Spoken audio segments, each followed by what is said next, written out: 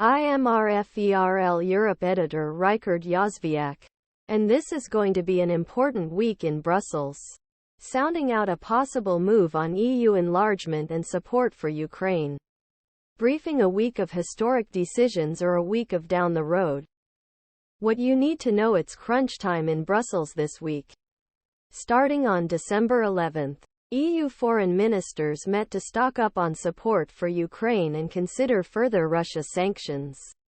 The next day, the bloc's European ministers met and, if the stars all aligned, they could agree on a historic enlargement decision. Most likely, though, nothing will be resolved before European leaders arrive in Brussels for their annual pre-Christmas summit on December 14-15.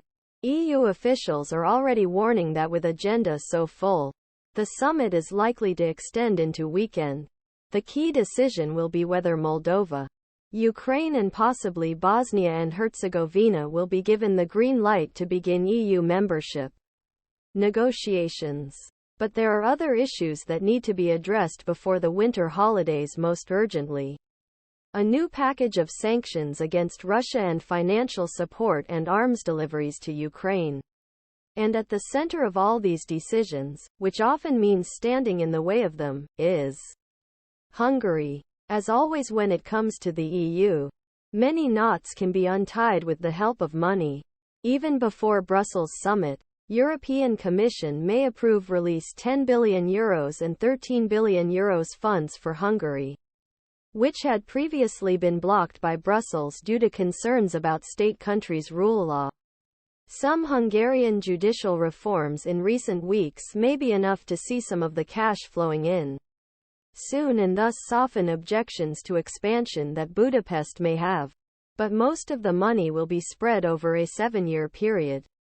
While this is certainly a lot, there is still another €9 billion frozen and Budapest won't be getting their hands on it anytime soon, unless the country carries out various reforms in areas such as academic freedom, LGBT rights and immigration. Deep background: will cash alone be enough to persuade Hungarian Prime Minister Viktor Orbán to sign off on next steps on enlargement? In previous years, it was enough to take money, as the Hungarians, after earlier objections, accepted Russian sanctions or Kyiv's move towards EU. But this time things might be a little different.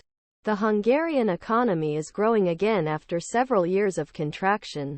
And several diplomats I spoke to, who had knowledge of process but were not authorized to speak on the record, said they thought Hungarian resistance was now more ideological, and certainly more personal. On first point, Orbán thinks sand is shifting with declining support for Ukraine both in EU and in Atlantic.